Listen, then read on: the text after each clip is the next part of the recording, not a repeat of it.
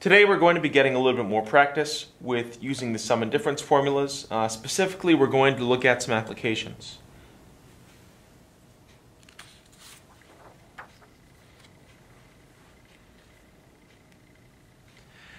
At first, we're going to compare two different expressions that appear pretty similar. The first is the cosine of the sum of two angles, and the second is the sum of the cosine of two angles. To do the cosine of the sum of two angles, I'm going to need to use my sum and difference formulas. So let's take a look at those. The sum of two angles cosine formula is cosine of angle u plus v is equal to cosine of u times cosine of v minus sine of u times sine of v.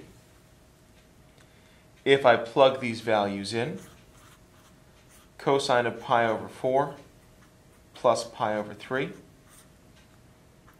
is going to be equal to cosine of pi over 4 times cosine of pi over 3 minus sine of pi over 4 times sine of pi over 3. If I simplify this out using trig values that I know, cosine of pi over 4 is square root of 2 over 2. Cosine of pi over 3 is going to be 1/2. Sine of pi over 4 is going to be square root of 2 over 2.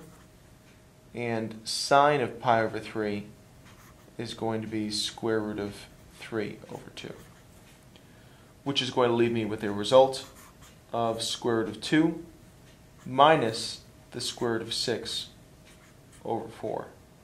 If I want an approximation for this, I'm looking at square root of 2 minus the square root of 6 divided by 4. And I get negative 0.259.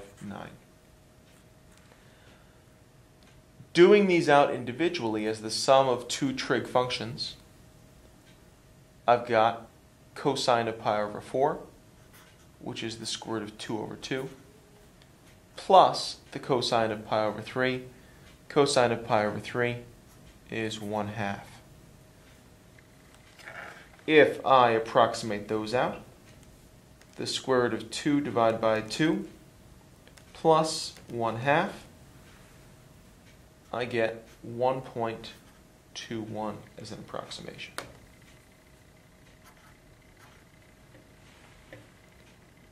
I hope you can see from here that the sum of the cosine of two angles is very different than the cosine of the sum of two angles.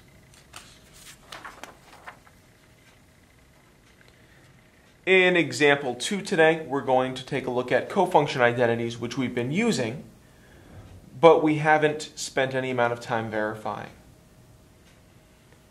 A cofunction identity shows that cosine and sine are really just shifted versions of each other.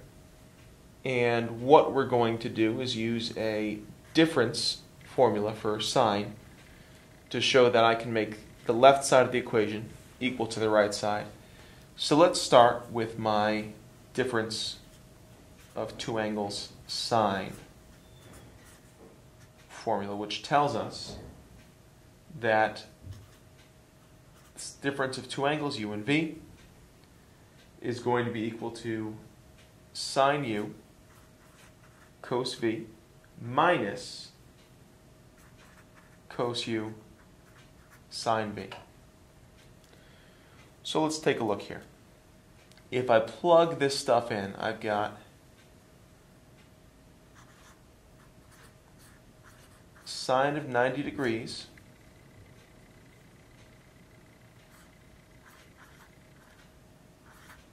cosine of theta minus cosine of 90 degrees sine theta equals cosine theta. Sine of 90 degrees is equal to 1. cosine theta.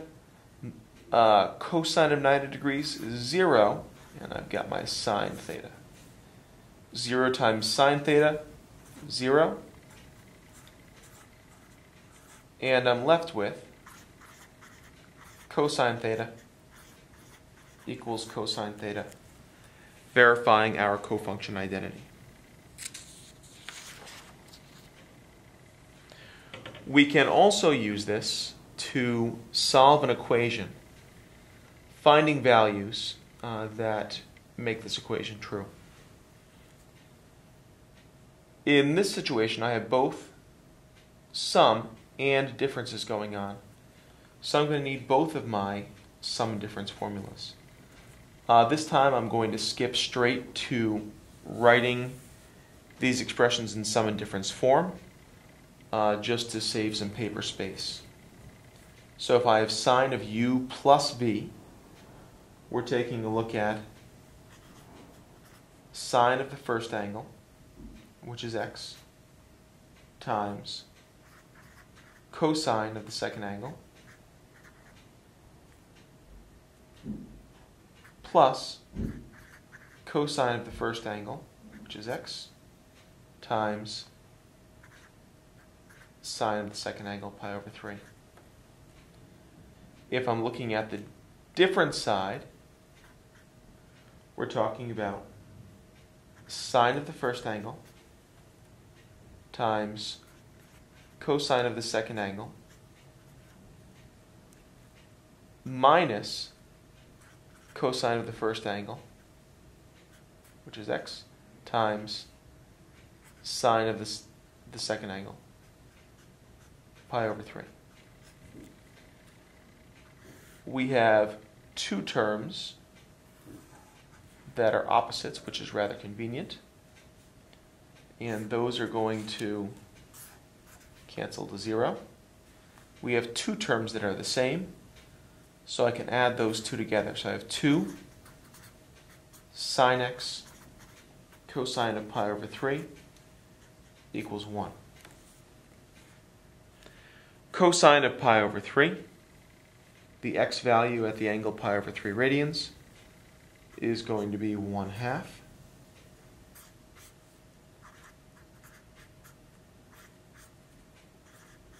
And I have a 2 times a 1/2. Those guys are going to cancel to 1. And I'm left with sine of x equals 1. If I take the arc sine of both sides,